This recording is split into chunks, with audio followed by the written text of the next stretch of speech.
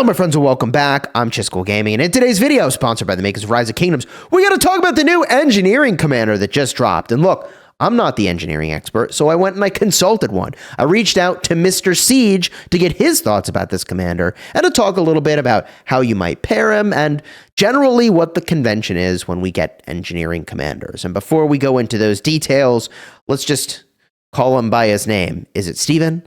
Stefan, or what I'm going to do, I'm just going to call him Steve. Pro tip.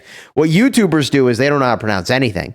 So with the exception of the time I consulted a linguist, I just make it up. And so we make up an extra name that we know how to pronounce. I'm calling him Steve. And with that stash and those eyebrows, how can you call him anything but Steve? He looks like good old Steve, right? I mean... he looks like a Steve. Whatever. Engineering, versatility, and skill. Where's this guy going to come from? So historically, I was talking with Mr. Siege, and he pointed out that there's a Mightiest Governor leadership commander, then there's the wheel engineering commander, and then you've got like an engineering commander event, okay? But how's this going to work? You've got versatility, which points to him being on the wheel, and Philip, well, I'm really interested in. Also, versatility. So it's like he on the wheel. So I don't know where these guys are coming from, but let's talk about what he does, all right? And up first, this skill's a doozy, all right? 1,000 rage requirement. It's single target. The current target of this commander's troop takes ranged direct damage. It's going to be 800 damage factor or 1,500 if it's within range. So he's dealing extra damage if you end up close to fight him, but there's a lot more to this kit, and there needs to be, because it's like less damage than Bobber up front. So the target takes ranged additional damage every second for 2 seconds. That is 200 damage factor or 350 damage factor if they're up close. And the target is inflicted with exposed for 2 seconds. This is so funny. Okay, so they're exposed for 2 seconds whenever this commander's troop launches a ranged basic attack against an exposed troop. It mighty heals itself for a large portion of its slightly wounded units. Wow. So if we add all this up, okay, you're looking at, for a target that's up close, 1,500 damage factor plus 700 factor, that's 350 per second for 2 seconds. Plus, you're going to get 600 of mighty healing. It's kind of interesting, but the funny thing, and I'm going to make a joke here, is that when I was talking with Mr. Siege, he pointed out, yeah, like, think about it. This makes you want to have lots of Steves on the field because do you benefit from this heal if somebody else exposes the same target? That's an interesting question. I don't know how that would work, okay? Let's read this again. Is inflicted with the exposed effect. It's almost like there's a passive ability on here because this doesn't say that this lasts for a certain amount of time. Does this active skill have a passive ability on it? I'm so confused. But if it works that way, and I couldn't tell you if it does or it doesn't, that means you want an army of Steves, an army of bros with that mustache exposing the enemy because it makes you healthy. Okay, here we are. The Steve army reigns supreme and Rise of Kingdoms, maybe, coming in December. Quite literally, that's actually when this is all dropping. All right, so maybe Steve healing army expose shenanigans aside. What is he good? Like, what else does he do? We get 35% defense, and when you're not in combat, siege units also gain 20% march speed. I mean, would be nice to have the speed when you're also in combat, because like that's when you're trying to escape. But also, I mean, you got to be able to catch those pesky siege players. Otherwise, they get all their damage for free. Not exactly, but you know what I mean. Defender of Lipnik. This commander's troop takes 15% less ranged counterattack damage, which seems really good to me. Like, that's very powerful because the majority of the damage you take, in fact, the only damage you take when you're hitting somebody from afar is ranged counterattack, right? Whenever their troop launches a ranged basic attack, it has a 10% chance to gain 25% bonus to ranged normal damage for 3 seconds, cooldown of 5 seconds. Wow. I mean, this commander is doing so many things. We're not even done yet. Whenever this commander's troop launches a ranged basic attack, it is a 40% chance to gain 2% attack and lose 0.5% of defense. But that can stack 15 times, and it lasts for 15 seconds. So this will let you get up to 30% attack at the cost of 7.5% defense. All men must serve. I mean, every skill is valuable in the open field here, which is typically the case with a versatility commander. And then finally, the last skill. This commander's troop deals 10% more ranged skill damage. Holy cow. Steve does so many different things. Steve is a chameleon. He can do quite literally every different mechanic in the game. And so he's either, you can call him a chameleon or a bro with an identity crisis, or has a liberal arts degree. He's just a little everything. Like, there's no clue what his specialty is. But like, also, he's a versatility commander. This is kind of what a versatility commander ought to be able to do, is like anything. Actually, I do it all. Steve slices, he dices, and takes advantage of his exposed enemies. Oh boy. Whenever their troop deals ranged skill damage, there's a 20% chance to deal ranged direct damage to 3 enemy troops near the target. Damage factor 500, cooldown 10 seconds, and it reduces based on hitting more targets. Bro, he mighty heals. He boosts his ranged normal attack damage. He debuffs the enemy with expose, for what that's worth. That's technically a debuff that other Steves will benefit from. He is doing a boost to range skill damage, and he's doing AoE range skill damage. He is doing actually everything. So, who do we pair Steve, the guy who exposes his enemies, with? You're going to put him with Bobber. All right, Bobber's who he's going to go with, and the value is that you get to use Steve as the primary for the skill tree. All right, so you go Steve with Bobber, then Gajamata with Cordova, and boom. Did I say Cordova? Cordoba. Oh my god, bro! I just woke up, and those are the best videos.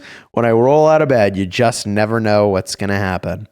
These commanders drop about 6 a.m. my time. So why is it, by the way, besides the talent tree, that you're going to pair with Bobber? Well, let's just remind ourselves of his kit here.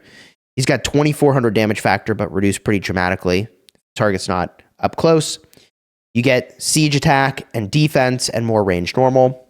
Seems fine. From here, next skill, we've got 10% less normal damage taken. Also, 10% less range normal damage taken, and deals more counterattack damage, and chance to do instant proc damage. Seems kind of nice. There's a lot of stuff on here. All right. Internal cooldown of 5 seconds on that. You get health, 30%. Whenever this troop takes damage, you have a chance to get the 40% defense boost and 5% all damage boost, which is pretty good. Whenever the troop takes damage, the siege units have a 10% chance to gain those buffs. And then finally, you get 10% attack. And also, whenever the troop uses an active skill, you rage up and you go faster. Cool. So that's the way we run the pairs. I'm going to do whatever Mr. Siege says if I had Siege. Steve with Bobber, and then again, Gajamata with Cordoba. But there's huge 2 caveats here. First of all, like, obviously, we're going to get another commander revealed, right? Are we? I assume we are. I just don't know where they're all going to show up, right? Because we have 2 versatility commanders. Do they put 2 commanders on the wheel? I'm not mad at it if they do. And 1 in the Mightiest Governor. Historically, what we get is the leadership commander in the Mightiest Governor, right? So I don't know what they're going to do here. Typically, they are both versatility the last time they showed up too. So it's hard to say. One of these is probably going to come from an event. One is going to go into the Mightiest Governor. Who goes where? I don't know. I will simply point out, we've already got our 2 versatility commanders lined up. So it is possible that Philip shows up in an event. But Philip is the one I really want to be on the wheel, which would be really awkward. I don't know how that's going to go, man. And so if they obviously drop get another siege commander. Then I'll evaluate it. I'll talk to Mr. Siege ideally and get his recommendations as well for like, okay, so now that we actually have at that point 6 siege commanders to work with, like, how do we pair these guys up? And if you're still asking yourself the question, like, should I make a siege march? You know, here's what I'll say, okay? And I got this comment on my video about the best open field marches where someone was like, why no siege, bro?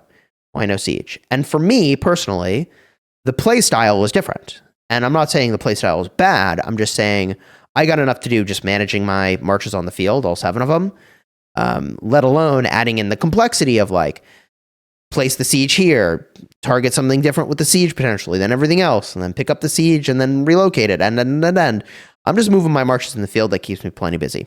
Okay, so the reason I haven't recommended most people make their 5th march or their 6th march or their 7th march a siege splash is because the playstyle is totally different. That said, I mean, I can see the value if you want to make the gear and invest in all that to go that route of having a totally different playstyle. And I'm not going to yuck your yum. If that's how you want to have fun, you do that. Like Steve has fun exposing his enemies and then healing from it. And like, if you're into that, honestly, I mean, the healing does sound pretty cool. But jeez, gonna get myself in trouble here. What I'll say is that I think that play style can work. My personal goal is to always maximize my punch. I think the way I maximize my punch is by having all my marches on the field at all times, doing the same thing. And by the way, already I have plenty of projects and things I can still improve, right, from the marches I've already got, let alone having sort of an extra march that I only use some of the time that, like, even I'm sitting here going, like, I don't want to make a siege project. And, like, I feel like with all my gear, I have to take it beyond T1, iconic, and talented even, as you see here. And so, like, yeah, if I can only work on 7 marches, which is how I feel is the case right now, then for me, siege is just not a project I'm taking. But if you wanted to make it, you know, your 6th march or your 7th march, I'm not going to yuck your yum. And I think it's extremely powerful. And I think there's lots of situations where you sit down on, you know, like a river and it's over. You were just going to crush people. So on the flip side of that, you may be thinking, Chisgule, I don't do siege stuff and I couldn't because my kingdom makes me delete them anyways. And also, I'm not going to do this leadership stuff. So what am I supposed to do? And my answer to you guys is, well, save your sculptures, bro. People complain all the time. They got too many projects, too many things to put sculptures into. Great. Like if you don't want to do leadership and you don't want to do the siege, just save sculptures. Because guess what, folks? Like combo attack is coming. I actually, in my video yesterday, recorded the whole thing, had this really witty transition where I was like, on the topic of combo, look at me, I predicted that combo was going to be for cavalry. And now I can double down and be like, actually, it probably is at this point going to be for cavalry. Because if Steve isn't doing combo stuff, and he isn't, and we got this new formation, right? It's in the codex. We scroll all the way down. I mean, maybe the final ranged commander would do something with combo, but it can't be actually. Now I realize how dumb it was. I should have left my prediction in the other video. Because like they can't mix ranged and combo because you need the V formation stuff to do anything with ranged, right? You have to have this, don't you?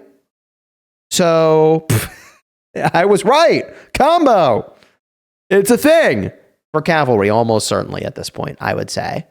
Which that's probably got to get you pretty excited, right? I mean, I think it's going to be really, really dynamic what you can do with this formation in particular. And I think being able to go in and drop steel skin day 1, whenever their troop launches a combo attack, take 1.5% less damage for the next 10 seconds, stacks up to 5 times, you get pretty tanky. Seems pretty cool. If you save up, get this thing in advance. Kind of neat. I don't know. I personally am feeling more and more like Echelon's going to just be absolutely wicked with Civilized, but I covered that in my video yesterday, so you want to check that out. I'll have a card on screen in just a second. Alternatively, okay, if you want to see the best siege equipment, I reacted, I think, to Mr. Siege's video and all of that card in the end screen. You go check that one out, and his channel will be linked down below in the description. Big thank you, Mr. Siege, for walking me through what I need to know about Siege Commanders. And until next time, you have fun smashing your enemies. Take care, everybody.